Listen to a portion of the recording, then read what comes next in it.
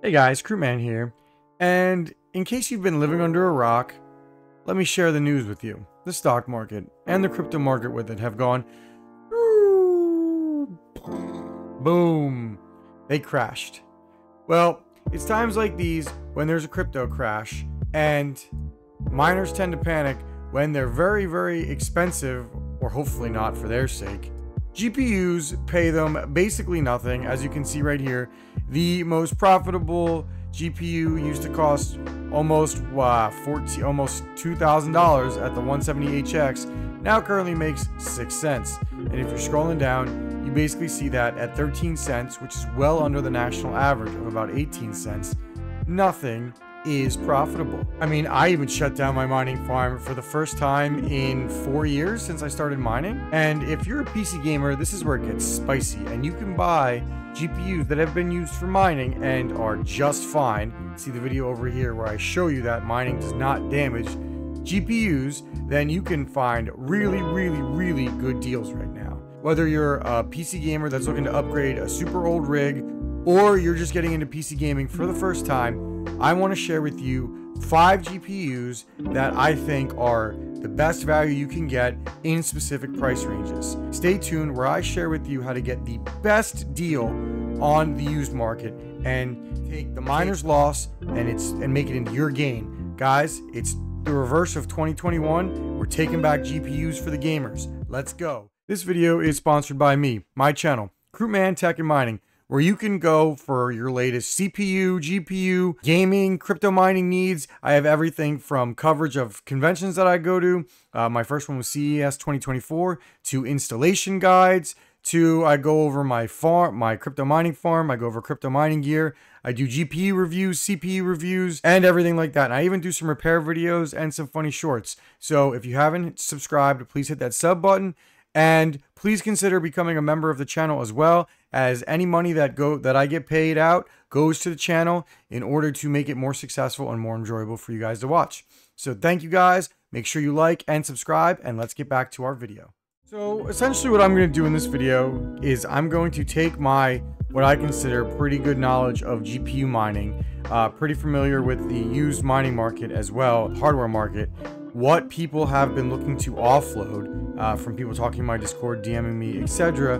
And I'm going to compare it to eBay prices, where, you know, sometimes you will get better deals than eBay, but eBay is kind of the place where we can all go, you know, to just find a deal or two, and it's easy to get to. And most importantly, you have PayPal protection. I would always first and foremost recommend only buying GPUs if you have eBay or PayPal protection, or you know the person. I don't like meeting in person for various reasons, but the biggest reason I don't like meeting in person is you do not have protection if you pay cash. With that disclaimer in mind, let's start off with the first GPU I want to talk about.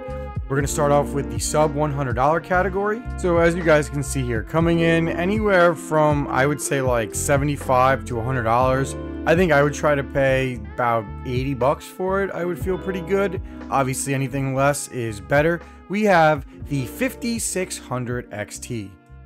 This thing is a 1080p monster, and you honestly can't beat its value unless it's a beast. And I totally understand if you have reservations about its 6 gigabit GDDR6 memory, but if we're being quite honest, when you're getting a GPU for under $100, you get what you pay for, and there are going to be some inconsistencies. But honestly, if you choose to use it with FSR, FrameGen 1, 2, and 3, you probably will have no problem getting this thing to run at well over 100 FPS and probably hit your monitor's FPS cap if you have, you know, like a 144 Hertz monitor and 1080p. There are tons of these things that have been mining for years, and if possible, I would try to snag the MSI one. And with the ability to BIOS mod these things, you can, if you like to tinker and if you like to play, you can honestly take one of these and BIOS mod it into a 5700 to squeeze another 10% or so performance out of it, give or take, for the upgradability,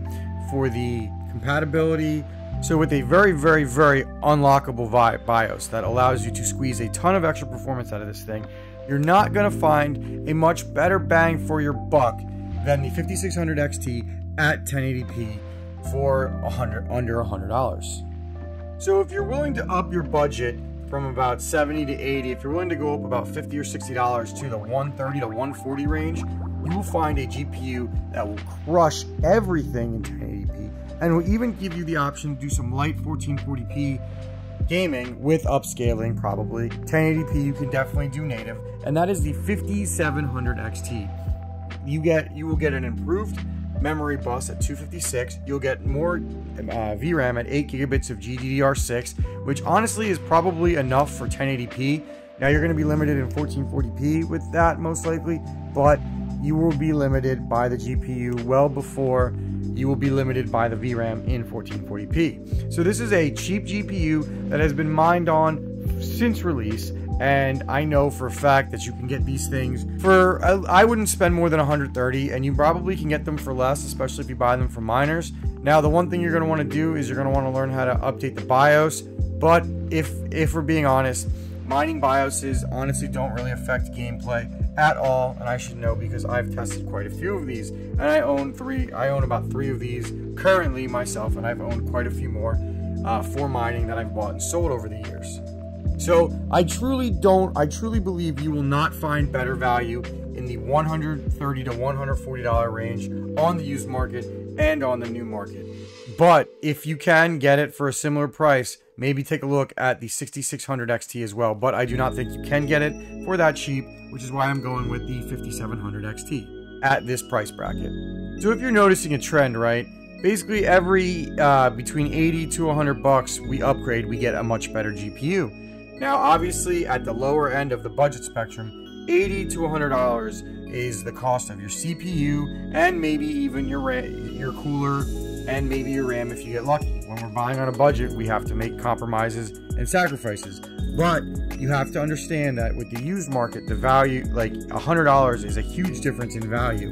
A lot more of a gap than on the new market, which basically has very, very poor value under the 500 point price point currently, especially when compared to the used market. So if we go from 140 to say about 230, 240, so we're looking at about $100, maybe 120.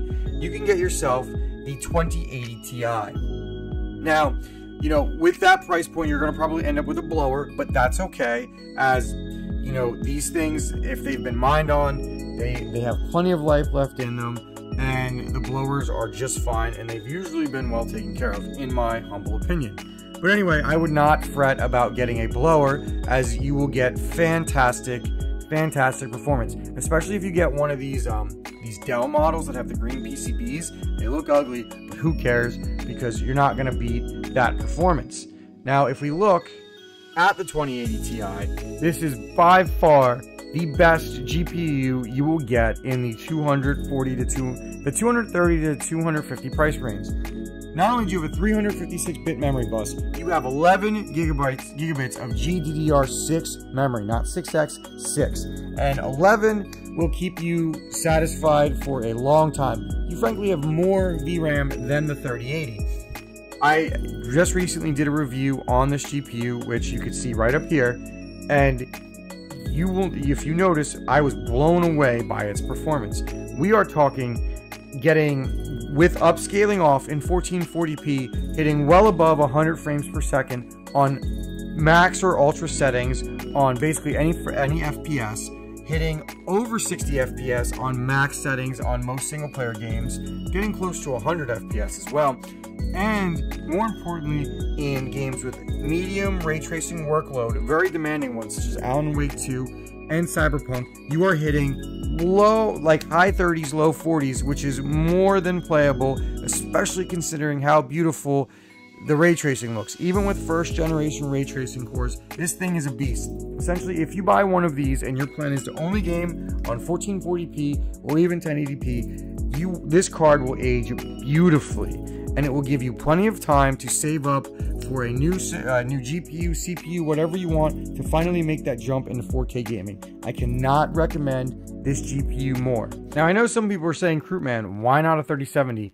Well, while the 2080 Ti, the 3070, and the 3060 Ti were mainstays of crypto mining, of NVIDIA crypto mining farms, and there are a ton of them on the market, I would argue that the 3070 still costs more, and you're getting an inferior card. You get less CUDA cores, you get less VRAM, which is a big deal in 1440p, and these GPUs generally perform not as well. 8 gigabits of VRAM is a big discrepancy, and you're also paying more for these things. Yes, you have DLSS, but if you look at my 2080 Ti review, I've shown that you don't need DLSS for any gaming in 1440p. If you want to try to hit that target refresh rate of like 144, you just drop the settings down to like medium, and they will still look better than upscaling. Upscaling is not going to save you from the problems that you're going to have on the 3070. You're going to start to have VRAM issues. The 3070, in my opinion, is not a 1440p card, as I've done testing on it, and it performs, you know, in some cases, over 15% worse than the 2080 Ti, and it costs more, and like I said, you have less VRAM, which will seriously hurt how this card ages. So even if you like upscaling, I still think the 2080 Ti is a better pick because you frankly don't need it, okay? You don't need it. And like I said, the memory and the CUDA cores and all of that will make a difference as these GPUs age. And the 2080 Ti will age a lot better than the 3070. And on the plus note, it's actually a little bit worse mining than the 3070 right now, which means you can get them for cheaper. So in that $250 or less price range, you will not beat the 2080 Ti in terms of value. So honorary mention next goes to the 3080, not the 3080 Ti, the 10 gigabit model. Basically, however close you can get this thing to $300, which I admit will be difficult, but I've seen it, and there are some places that offer them.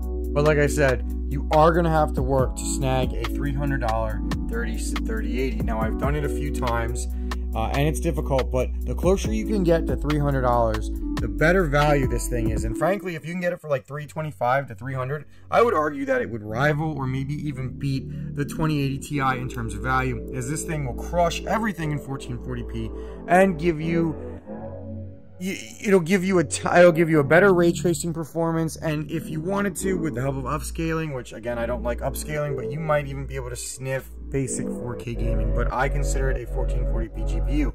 So again, at its current market price of about $400, it's not the same value as the 2080 Ti, and it's not the same value as the GPU that we are naming next. But if you could get this thing for the closer to $300 to $325, and there are a lot of miners getting rid of these things as they are very, very, very unprofitable, and they run hot, and they waste a lot of power right now, so you never know. Again, it cannot hurt to ask. This next GPU, which basically kills the $400 3080, is the 6900 XT. Now, I also recently just did a review on this, and I gotta tell you, you're not gonna get any better value at $400, and maybe even less. But I would suspect about $400, between $400 and $425.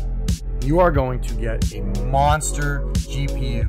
And if you get lucky and you get one of the really, really good dies that allows for about 15% or so overclocking, and if you're adventurous and you don't mind enabling more power tool, which I briefly do talk about in my review, and you don't have to do any of these, but you can get an extra almost 15 to 20% performance out of this thing, which is essentially giving you 3090-like performance in 1440p. You're gonna get 16 gigabits of GDDR7, or I'm sorry, of 6 memory, not even 6X, so it's not gonna run hot.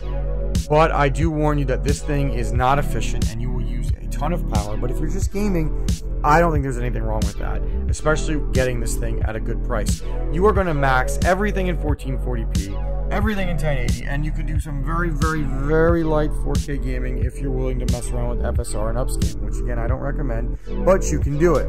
The only downside it has, and this is a very slight downside, is its ray tracing performance. Now, you will still get a little bit better ray tracing performance than, say, the 2080 Ti, but you will struggle to do anything in Alan Wake, and you will get, like, I would say, like, a medium, like a 30 to 35 FPS performance on Cyberpunk 2077. And I would think that in future ray tracing games, this might start to show its age. But if you don't care about ray tracing, you're not going to beat this value. And even if you do care about ray tracing, if you're willing to make some sacrifices, you will get a fantastic GPU. And using one of these at between $400 to $425 for the basis of a new gaming rig will give you unheralded value.